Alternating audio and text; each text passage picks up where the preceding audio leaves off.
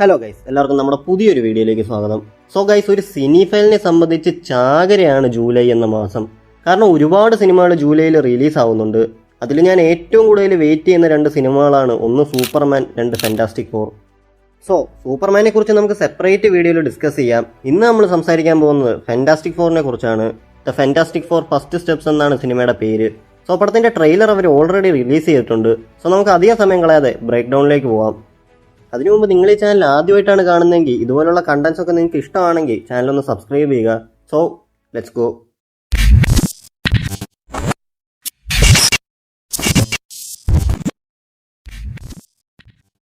So trailer തുടങ്ങുന്നത് തന്നെ ഒരു പർട്ടിക്കുലർ ഷോ കാണിച്ചുകൊണ്ടാണ്. ദ ടെഡ് ഗിൽബർട്ട് ഷോ എന്നാണ് അതിന്റെ പേര്.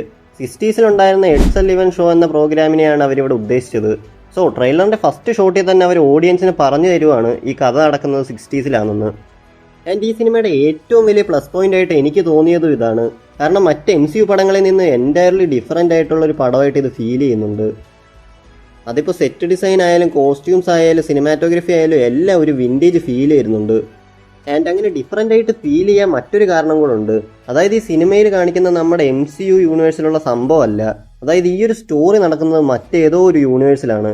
ആൻഡ് ഈ ഒരു സ്പെസിഫിക് സിനിമയുടെ മോട്ടീവ് എന്താണെന്ന് വെച്ചാൽ ഫാന്റാസ്റ്റിക് ഫോറിനെ MCUയിലോട്ട് കൊണ്ടുവരാനാണ്. അതിനെപ്പറ്റിയൊക്കെ ഞാൻ കുറച്ച് കഴിയുമ്പോൾ പറയാം. എനിവേ, അവിടെ നമുക്ക് മാർക്ക് ഗാറ്റിസിനെ കാണാൻ പറ്റും. നമ്മുടെ ഷെർലക് സീരീസിലെ മൈക്രോഫോംസ് ആയിട്ട് അഭിനയിച്ച പുള്ളി നമ്മുടെ ഈ ഫാന്റാസ്റ്റിക് ഫോറിൻ്റെ ഒറിജിൻ സ്റ്റോറിയെ പറ്റി പറയുവാണ്. അതായത് 4 ആസ്ട്രോണറ്റ്സ് സ്പേസിൽ പോകുന്നു, അവിടെ വെച്ച് ഒരു പർട്ടിക്കുലർ ആക്സിഡൻറ്റ് ഉണ്ടായിട്ട് അവർക്ക് പവർ കിട്ടുന്നു. സോ ഈ ഒരു ഫാന്റാസ്റ്റിക് ഫോർ ഫസ്റ്റ് സ്റ്റെപ്സ് എന്ന സിനിമയിൽ ഇവരുടെ ഒറിജിൻ സ്റ്റോറി ആയിരിക്കില്ല പറയാൻ പോകുന്നത്. അത് നമ്മൾ ഓൾറെഡി മറ്റ് സിനിമകളിലൊക്കെ കണ്ടതാണ്. ഈ സിനിമയിൽ ഇവർക്ക് ഓൾറെഡി പവേഴ്സൊക്കെ കിട്ടി കുറച്ചു കാലം കഴിഞ്ഞിട്ടുള്ള കഥയാണ് കാണിക്കുന്നത്. ഡെഫിനറ്റ് ആയിട്ട് പറഞ്ഞാൽ 4 വർഷത്തോളം കഴിഞ്ഞിട്ടാണ് ഈ കഥ നടക്കുന്നത്. കാരണം ഈ ഒരു ഷോട്ടിൽ സൈഡിൽ ശ്രദ്ധിച്ചാൽ നിങ്ങൾക്ക് മനസ്സിലാവും celebrating the 4 years of fantastic four എന്ന് എഴുതി വെച്ചിരിക്കുന്നത് കാണാം. ആൻഡ് ഈ ഒരു ഷോയിൽ അവർ ഇൻവൈറ്റ് ചെയ്തതും അതിനാണ്, അവരുടെ 4th year ആനിവേഴ്സറി സെലിബ്രേറ്റ് ചെയ്യാൻ. ബട്ട് ഈ ഒരു ഷോയുടെ ഇടയ്ക്ക് എന്തോ ഒരു പ്രശ്നം ഉണ്ടാകുന്നതായിട്ട് കാണിക്കുന്നുണ്ട്. സോ എനിവേ, ഇവരുടെ ഈ ഒറിജിൻ സ്റ്റോറി മിക്കവാറും പടത്തിൻ്റെ ഫസ്റ്റ് 5 minutes തന്നെ പറഞ്ഞു തീർക്കുമായിരിക്കും. പിന്നെ നമ്മൾ കുറച്ച് ഷോർട്സ് കാണാൻ പറ്റും. അതിലെ വേൾഡിലെ ജനങ്ങളെല്ലാം ഫാന്റാസ്റ്റിക് ഫോറിനെ താങ്ക്സ് പറയുന്നത് കാണാം. സോ ഈ ഒരു വേൾഡിൽ ഫാന്റാസ്റ്റിക് ഫോർ ഭയങ്കര വലിയ സെലിബ്രിറ്റീസ് ആയിട്ടൊക്കെയാണ് ഇവരെ ട്രീറ്റ് ചെയ്യുന്നത്. അതിൻ്റെ ഒരു പർട്ടിക്കുലർ ഷോട്ടിൽ കുറച്ച് കൊച്ചു കുട്ടികൾ നമ്മുടെ തിങ്ങിനെ കണ്ടിട്ട് ചിയർ ചെയ്യുന്നത് കാണാൻ പറ്റും. ഇത് ഭയങ്കര ഡിഫറൻ്റ് ആണ്. കാരണം കോമിക്സിൽ നോക്കുകയാണെങ്കിൽ തിങ്ങിനെ കണ്ട് കുട്ടികൾ പേടിക്കുകയാണ് ചെയ്യുന്നത്. തിങ്ങിനെ വെറും ഒരു ബീസ്റ്റായിട്ടായിരുന്നു കോമിക്സിൽ എല്ലാവരും കണ്ടത്. ബട്ട് ഇതിലെല്ലാവർക്കും പുള്ളിയെ ഭയങ്കര ഇഷ്ടമാണ്. നിങ്ങൾ തിങ്ങിൻ്റെ ഇതിനകത്തെ ലുക്ക് കണ്ടോ? 2005 ഇറങ്ങിയ ഫാന്റാസ്റ്റിക് ഫോറിൽ നിന്നും ഭയങ്കരധികം ഡിഫറൻ്റ് ആയിട്ടുള്ളൊരു ലുക്കാണ് ഇതിൽ. ബട്ട് ഇത് ഭയങ്കര കോമിക് അക്യുറേറ്റ് ആയിട്ടാണ് എനിക്ക് തോന്നിയത്. നിങ്ങളുടെ ഒപ്പീനിയൻസ് കമൻറ്റ് ചെയ്യുക. സോ അടുത്തൊരു ഷോട്ടിൽ നമ്മുടെ ഫാന്റാസ്റ്റിക് ഫോർ ഡിന്നർ പ്രിപ്പയർ ചെയ്യുന്നത് കാണാൻ പറ്റും. സൈഡിലൊരു റോബോട്ട് നിൽപ്പുണ്ട്. പുള്ളിയുടെ പേര് ഹെർബി എന്നാണ്. കോമിക്സിലൊക്കെ നോക്കുകയാണെങ്കിൽ ഗാലാക്ടസിനെ കണ്ടുപിടിക്കുന്നതാണ് ഈ ഒരു റോബോട്ടിൻ്റെ ജോലി. ബട്ട് ഈ സിനിമയിൽ ജസ്റ്റ് ഒരു കെയർ ടേക്കർ പോലൊരു ക്യാരക്ടറായിട്ടാണെന്ന് തോന്നുന്നു. അപ്പോൾ ഈ ഒരു ഡിന്നറിൽ നമ്മുടെ റീഡ് റിച്ചാർഡ്സും സ്യൂ സ്റ്റോംസും ലേറ്റായിട്ടാണ് വരുന്നത്. അത് കാണുമ്പോൾ നമ്മുടെ ജോണി ചോദിക്കുന്നുണ്ട് എന്താണ് ലേറ്റായെന്ന്. അപ്പോൾ അവരുടെ എക്സ്പ്രഷനൊക്കെ കാണുമ്പോൾ ബെന്നിന് മനസ്സിലാവുന്നു സ്യൂ പ്രഗ്നൻ്റ് ആണെന്ന്. സോ അത് കേട്ടിട്ട് അവർ സെലിബ്രേറ്റ് ഒക്കെ ചെയ്യുന്നുണ്ട്. ആൻഡ് സ്യൂ സ്റ്റോം പറയുന്നുണ്ട് ഒന്നും മാറാനൊന്നും പോകുന്നില്ലെന്ന്. ബട്ട് ഈ ഒരു പോയിന്റിലാണ് ട്രെയിലറിൻ്റെ മൂഡ് തന്നെ ഷിഫ്റ്റ് ആവുന്നത്. പിന്നീടൊരു ഷോട്ടിൽ നമുക്ക് ഇവരുടെ കയ്യിൽ ഒരു പർട്ടിക്കുലർ ഡിവൈസ് കിട്ടിയിരിക്കുന്നത് കാണാം. ഇത് മിക്കവാറും റീഡ് ഇൻവെൻറ്റ് ചെയ്തതാവും. നമുക്കറിയാം റീഡ് റിച്ചാർഡ്സ് എത്രത്തോളം സ്മാർട്ടായിട്ടുള്ളൊരു ക്യാരക്ടറാണെന്ന്. സോ പല പല കോസ്മിക് ത്രെട്ടുകളെയൊക്കെ വാൺ ചെയ്യാൻ വേണ്ടിയിട്ട് പുള്ളി ഇൻവെൻറ്റ് ചെയ്ത ഡിവൈസസ് ആയിരിക്കും ഇത്. ആൻഡ് ഇത് പ്രൂവ് ചെയ്യുന്ന ഒരു ഷോട്ട് കാണാൻ പറ്റും. അതായത് ഇവർ 4 പേരും കൂടെ ഒരു ബാൽക്കണിയിൽ നിൽക്കുമ്പോൾ ആകാശത്ത് മുഴുവൻ തീയാവുന്നത് കാണാം. ആൻഡ് ഇത് കാണുമ്പോഴേ നമ്മുടെ ബെന്ന് നോക്കുന്നത് പുള്ളിയുടെ കൈ കെട്ടിയിരിക്കുന്ന ഡിവൈസിലെയാണ്. സോ അതുകൊണ്ടാണ് ഞാൻ പറഞ്ഞത് അതൊരു വാർണിംഗ് ഡിവൈസ് ആണെന്ന്. സോ ഈ ഒരു സംഭവം കണ്ടിട്ട് അവർ ഓടി താഴെ എത്തുന്നത് കാണാം. ആൻഡ് അവിടെ വെച്ചാണ് സിൽവർ സർഫറിനെ കാണിക്കുന്നത്. നമ്മൾ ഓൾറെഡി 2007 പുറത്തിറങ്ങിയ ഫാന്റാസ്റ്റിക് ഫോർ 2 ഒരു സിൽവർ സർഫറിനെ കണ്ടതാണ്. ബട്ട് ഇതിലെ സിൽവർ സർഫർ ഒരു ഫീമെയിലാണ്. സോ ഈ ഒരു സിൽവർ സർഫറിൻ്റെ ഡ്യൂട്ടി എന്താണെന്ന് വെച്ചാൽ ഗാലാക്ടസിന് വേണ്ടിയിട്ട് പുതിയ പുതിയ ഗ്രഹങ്ങൾ കണ്ടുപിടിച്ച് കൊടുക്കുക എന്നാണ്. നിങ്ങൾക്ക് ഗാലാക്ടസ് ആരാണെന്ന് അറിയത്തില്ലെങ്കിൽ ഞാൻ ജസ്റ്റ് ഒന്ന് പറഞ്ഞു തരാം. അതായത് ഗാലാക്ടസ് എന്ന് വെച്ചാൽ ഒരു കോസ്മിക് എൻറ്റിറ്റിയാണ്. പുള്ളി നമ്മുടെ സിൽവർ സർഫറിനെ ഓരോ പ്ലാനറ്റ് കണ്ടുപിടിക്കാനായിരിക്കും. ആൻഡ് കണ്ടുപിടിച്ച് കഴിഞ്ഞാൽ പുള്ളി ആ ഒരു പ്ലാനറ്റിൻ്റെ എനർജി മൊത്തം കൺസ്യൂം ചെയ്ത് ആ പ്ലാനറ്റിനെ മൊത്തമായിട്ട് ഇല്ലാതാക്കും. പുള്ളി അറിയപ്പെടുന്നത് തന്നെ പ്ലാനറ്റ് ഈറ്റർ എന്നാണ്. ഈ ഒരു ഗാലാക്ടസ് എന്ന ക്യാരക്ടറാണ് നമ്മുടെ ഈ ഫാന്റാസ്റ്റിക് ഫോർ എന്ന പടത്തിലെ വില്ലൻ. സോ ഇവിടെ സിൽവർ സർഫർ ചോദിക്കുന്നുണ്ട് നിങ്ങളാണോ ഈ പ്ലാനറ്റിന്റെ പ്രൊട്ടക്ടേഴ്സ് എന്ന്. അപ്പോൾ അവരാണെന്നും പറയുന്നുണ്ട്. സോ ഇതിൽ നിന്ന് തന്നെ ഒരു കാര്യം മനസ്സിലാക്കാം, ഈ ഒരു യൂണിവേഴ്സിൽ മറ്റ് സൂപ്പർ ഹീറോസ് ഇല്ലെന്ന്. അതായത് അവഞ്ചേഴ്സോ എക്സ്മെനോ ഡിഫൻഡേഴ്സോ ഒന്നും ഇല്ലാത്തൊരു യൂണിവേഴ്സാണിത്. ഇവിടെ ആകെയുള്ള സൂപ്പർ ഹീറോസ് ഇവർ 4 പേരാണ്. എനിവേ ഇവിടെ സിൽവർ സർഫർ അവരുടെ പ്ലാനറ്റ് ഡേഞ്ചർ ആണെന്നൊക്കെ വാൺ ചെയ്യുന്നുണ്ട്. അത് കഴിഞ്ഞാണ് നമ്മുടെ ജോണി പുള്ളിക്കാരിയുടെ പുറകെ വെച്ച് പിടിക്കുന്നത്. പക്ഷേ കാര്യമില്ല, കാരണം സ്പേസിൽ ഓക്സിജൻ ഇല്ലാത്തതുകൊണ്ട്.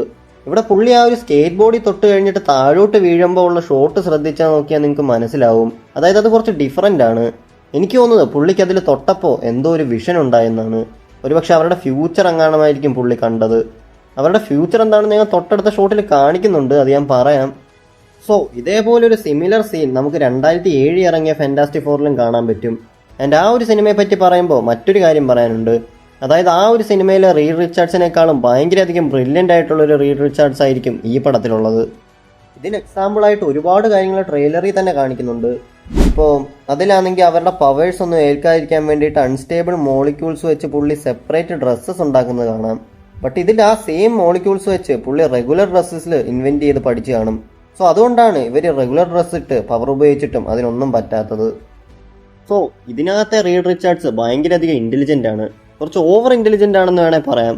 കാരണം പുള്ളി റിസർച്ച് ചെയ്ത് ഒരു പണി കിട്ടുന്നുണ്ട്. അതായത് ട്രെയിലറിൽ പുള്ളി പറയുന്നുണ്ട് ഇതെല്ലാം എൻ്റെ തെറ്റാണെന്ന്. I stretch the bounds of space എന്ന് പുള്ളി പറയുന്നുണ്ട്. സോ പുള്ളി ചെയ്ത എന്തോ ഇൻവെൻഷൻ കാരണമാണ് ഗാലാക്ടസ് ഈ പ്ലാനറ്റ് ഉള്ള കാര്യം അറിയുന്നത്. സോ പുള്ളി എന്ത് ഇൻവെൻഷൻ ആയിരിക്കും പുള്ളി ചെയ്തതെന്നാണ് നിങ്ങൾക്ക് തോന്നുന്നത്? ജസ്റ്റ് ഒന്ന് കമൻറ്റ് ചെയ്യുക. എനിക്ക് തോന്നുന്നത് പുള്ളി ഒരു മൾട്ടിവേഴ്സ് ബ്രിഡ്ജ് ഇൻവെൻറ്റ് ചെയ്ത് കാണും. അത് കാരണമായിരിക്കും ഗാലാക്ടസ് ഈ പ്ലാനറ്റിനെ കുറിച്ച് അറിഞ്ഞതും. സോ റീഡ് ഒരുപാട് സൊല്യൂഷൻസ് ഒക്കെ വെട്ടി നോക്കുന്നത് കാണാൻ പറ്റും. കാരണം ഗാലാക്ടസിനെ തടയാൻ ഒരു വഴിയും ഇല്ലാത്തതുകൊണ്ടായിരിക്കും. ബട്ട് അവർ സ്പേസിൽ പോകുന്നത് കാണാൻ പറ്റും. ഗാലാക്ടസിനെ പറ്റി കൂടുതൽ അറിയാനും ഒരു സൊല്യൂഷൻ കണ്ടെത്താനും ഒക്കെ ആയിരിക്കും പോകുന്നത്. ബട്ട് സ്യൂസ്റ്റോം ഒഴിച്ച് ബാക്കി എല്ലാവരും സ്പേസ് സ്യൂട്ടിലാണ് നിൽക്കുന്നത്. പുള്ളിക്കാരി മാത്രം റെഗുലർ ഡ്രസ്സിലാണ് നിൽക്കുന്നത്.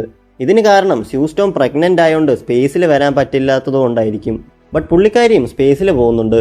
ട്രെയിലറിൽ ഒരുപാട് ഷോട്ടുകളിൽ അവർ സ്പേസിൽ നിൽക്കുന്നത് കാണാം. ഒരുപക്ഷെ ലാസ്റ്റ് മിനിറ്റിൽ തീരുമാനം മാറ്റിയതാവാം. എനിവേ അടുത്തൊരു ഇമ്പോർട്ടൻറ്റ് ഷോട്ട് കാണാൻ പറ്റും. നമ്മുടെ ഫാന്റാസ്റ്റിക് ഫോറിൻ്റെ സ്പേസ് ഷിപ്പ് ഒരു ഗ്രഹത്തിലേക്ക് നോക്കുന്നു. ആ പ്ലാനറ്റ് ആണെങ്കിൽ ഓൾമോസ്റ്റ് നശിച്ചു പോകുന്നു. ആൻഡ് ഇത് എർത്താവാനാണ് ചാൻസ് കൂടുതൽ. അല്ലെങ്കിൽ അവർ ഗാലാക്ടസ് മറ്റൊരു പ്ലാനറ്റിനെ ഡിസ്ട്രോയ് ചെയ്യുന്നത് നോക്കി നിൽക്കുന്നതാവാം. എന്തായാലും നിങ്ങൾ ഉദ്ദേശിക്കുന്ന പോലത്തെ ഒരു എൻഡിങ് ആയിരിക്കില്ല ഈ പടത്തിനുണ്ടായിരിക്കുന്നത്. ഭയങ്കര സാഡ് എൻഡിങ് ആയിരിക്കും മിക്കവാറും ഇതിനുള്ളത്. ഓൾമോസ്റ്റ് ലൈക്ക് ഫാന്റാസ്റ്റിക് ഫോർ ഒഴികെ ആ പ്ലാനറ്റിലുള്ള എല്ലാവരും ഗാലാക്ടസ് കൊല്ലുമായിരിക്കും. അപ്പോൾ ഫാന്റാസ്റ്റിക് ഫോർ എവിടെ പോകുമെന്നായിരിക്കും നിങ്ങളുടെ ഡൗട്ട്. അവർ MCUവിൽ വരും. അതാണ് ഞാൻ ആദ്യം പറഞ്ഞത്, ഈ സിനിമയുടെ പർപ്പസ് തന്നെ ഈ ഒരു ഫാന്റാസ്റ്റിക് ഫോറിനെ മാർവലിൻ്റെ യൂണിവേഴ്സിലേക്ക് കൊണ്ടുവരാനാണെന്ന്. ഒരുപക്ഷെ ഞാൻ നേരത്തെ പറഞ്ഞ റീഡ് റിച്ചാർഡ്സ് ഉണ്ടാക്കിയ ആ ഒരു മൾട്ടിവേഴ്സ് ബ്രിഡ്ജിൽ കൂടെ ആയിരിക്കും അവർ MCUവിൽ എത്തുന്നത്. അവർ MCUവിൽ എത്തും എന്നതിൽ ഡൗട്ടൊന്നുമില്ല. കാരണം കഴിഞ്ഞ ദിവസം അവഞ്ചേഴ്സ് ഡൂംസ്ഡേയുടെ കാസ്റ്റ് റിവീൽ ചെയ്തിരുന്നു. അതിൽ ഇവർ 4 പേരും, അതായത് ഈ ഫാന്റാസ്റ്റിക് ഫോർ ഫസ്റ്റ് സ്റ്റെപ്സിലെ 4 പേരുടെയും പേരുണ്ട്. സോ ഇവരെന്തായാലും MCUവിൽ വരും. എനിവേ ട്രെയിലറിലേക്ക് തിരിച്ചു വന്നാൽ നമുക്ക് സ്യൂസ്റ്റോം സ്പേസിൽ എന്തോ കണ്ട് ഞെട്ടി നിൽക്കുന്നത് കാണാൻ പറ്റും. അത് ഈ ഒരു സംഭവം കണ്ടിട്ടായിരിക്കും. ആൻഡ് പടത്തിൽ എന്തായാലും ഗാലാക്ടസ് എർത്തിൽ വരും. അത് ട്രെയിലറിൽ തന്നെ അവർ കാണിച്ചിട്ടുണ്ട്. ഈ ഒരു ട്രെയിലറിലെ തന്നെ എനിക്ക് ഏറ്റവും ഇഷ്ടപ്പെട്ട ഷോട്ടാണിത്. നമ്മൾ ഈ കാണുന്നത് ഗാലാക്ടസിൻ്റെ കാലാണ്. പുള്ളിക്ക് ഫിസിക്കലി എത്ര വേണേ വലുതാവാനും ചെറുതാവാനും ഉള്ള കഴിവുണ്ട്. സോ പുള്ളി എർത്തിൽ കൂടെ നടക്കുന്ന ഷോട്ടാണിത്. ആൻഡ് പുള്ളി അവിടെ വരുമ്പോൾ ന്യൂയോർക്ക് ഭയങ്കര എംറ്റി ആയിട്ട് നിങ്ങൾക്ക് തോന്നിക്കാണും. അതിന് കാരണം അവിടെയുള്ള ജനങ്ങളെ എല്ലാം അവരൊരു ബങ്കറിലാക്കിയിട്ടുണ്ട്. അതൊരു ഷോട്ടിൽ തന്നെ കാണാൻ പറ്റും. ഗാലാക്ടസ് നടക്കുന്നത് കാരണമാണ് അത് ഓൾമോസ്റ്റ് ഇടിഞ്ഞു വീഴാൻ പോകുന്നതായിട്ട് കാണുന്നത്. സോ ഗാലാക്ടസിന് എന്താണ് വേണ്ടത്? പുള്ളിക്ക് ജസ്റ്റ് ഈ പ്ലാനറ്റിനെ ഡിസ്ട്രോയ് ചെയ്താൽ മതിയോ? നോ, എനിക്കങ്ങനെ തോന്നുന്നില്ല. എനിക്ക് തോന്നുന്നത് പുള്ളിക്ക് വേണ്ടത് ഫ്രാങ്ക്ലിൻ റിച്ചാർഡ്സിനെ ആണെന്നാണ്. ആരാണ് ഫ്രാങ്ക്ലിൻ റിച്ചാർഡ്സ് എന്നല്ലേ? നമ്മുടെ റീഡ് റിച്ചാർഡ്സിൻ്റെ സ്യൂസൻ സ്റ്റോമിൻ്റെ മകനാണ് ഫ്രാങ്ക്ലിൻ റിച്ചാർഡ്സ്. അത് ചെറിയൊരു ക്യാരക്ടറൊന്നും അല്ല, ഒരു ഒമേഗ 11 മ്യൂട്ടൻ്റ് ആണ്. നമുക്ക് ഓൾറെഡി അറിയാം സ്യൂ സ്റ്റോം പ്രഗ്നൻ്റ് ആണെന്ന്. സോ ആ ഒരു കുട്ടിക്ക് വേണ്ടിയായിരിക്കും ഗാലാക്ടസ് ഈ പ്ലാനറ്റിൽ എത്തുന്നത്. പുള്ളിക്ക് ഈ പ്ലാനറ്റ് ഡിസ്ട്രോയ് ചെയ്യണമെങ്കിൽ സിമ്പിളായിട്ട് ചെയ്യാവുന്നതേ ഉള്ളൂ. ബട്ട് പുള്ളി ആ പ്ലാനറ്റിൽ വന്ന് ജോഗിങ് ഒക്കെ ചെയ്യുവാണ്. അടുത്തൊരു ഷോട്ടിൽ നമുക്ക് ഫാന്റാസ്റ്റിക് ഫോറിലെ 4 പേരുടെയും പവേഴ്സൊക്കെ കാണിക്കുന്നുണ്ട്. നമ്മുടെ റീഡ് ഒരു വെപ്പൺ വെച്ച് ജമ്പ് ചെയ്യുന്നത് കാണാം. അതിൻ്റെ സൈഡിൽ ഗാലാക്ടസിൻ്റെ കാലും കാണാൻ പറ്റും. സോ ഗാലാക്ടസിനെ ടെമ്പററി ആയിട്ട് അടയ്ക്കാൻ പറ്റുന്ന എന്തോ ഒരു വെപ്പൺ ആയിരിക്കും അത്. ആൻഡ് ട്രെയിലർ എൻഡ് ചെയ്യുന്നത് റീഡ് റിച്ചാർഡ്സ് ജനങ്ങളോട് ഞങ്ങൾ നിങ്ങളെ പ്രൊട്ടക്റ്റ് ചെയ്യുമെന്ന് പറഞ്ഞുകൊണ്ടാണ്. സോ ട്രെയിലർ കണ്ടിട്ട് ഞാൻ ഭയങ്കരധികം എക്സൈറ്റഡ് ആണ് ഈ പടം കാണാൻ വേണ്ടിയിട്ട്. ജൂലൈ 25-നാണ് പടം റിലീസാവുന്നത്. സോ ട്രെയിലർ കണ്ടിട്ട് ഓൾമോസ്റ്റ് 2007 പുറത്തിറങ്ങിയ ഫാന്റാസ്റ്റിക് ഫോർ 2 സ്റ്റോറി ആയിട്ടാണ് തോന്നുന്നത്. But making കിഡിലനായിരിക്കും. ആൻഡ് നിങ്ങൾക്ക് എല്ലാവർക്കും ഉള്ളൊരു ഡൗട്ടായിരിക്കും ഈ യൂണിവേഴ്സിലെ ഡൂംസ്ഡേ എവിടെയെന്ന്. അതായത് ഫാന്റാസ്റ്റിക് ഫോറിൻ്റെ വില്ലനാണ് ഡൂംസ്ഡേ എന്ന് നമുക്കറിയാം. ബട്ട് ഈ ട്രെയിലറിൽ പുള്ളിയെക്കുറിച്ച് മെൻഷൻ പോലും ചെയ്യുന്നില്ല. സോ നിങ്ങൾക്ക് എന്താണ് തോന്നുന്നത്? ഇനിവേ ഞാൻ കട്ട വെയിറ്റിംഗ് ആണ് ഈ പടത്തിന് വേണ്ടിയിട്ട്. നിങ്ങൾ ഈ സിനിമയുടെ ട്രെയിലർ കണ്ട ആളാണെങ്കിൽ ട്രെയിലറിനെ കുറിച്ചുള്ള നിങ്ങളുടെ അഭിപ്രായം താഴെ കമൻറ്റ് ബോക്സിൽ രേഖപ്പെടുത്തുക. വീഡിയോ ഇഷ്ടപ്പെട്ടാൽ ലൈക്ക് ചെയ്യുക, ഷെയർ ചെയ്യുക. ഇതുപോലുള്ള കണ്ടൻസും കാര്യങ്ങളൊക്കെ ഇഷ്ടമാണെങ്കിൽ ചാനൽ സബ്സ്ക്രൈബ് ചെയ്യുക. അപ്പോൾ മറ്റൊരു വീഡിയോ വീണ്ടും കാണാം. താങ്ക്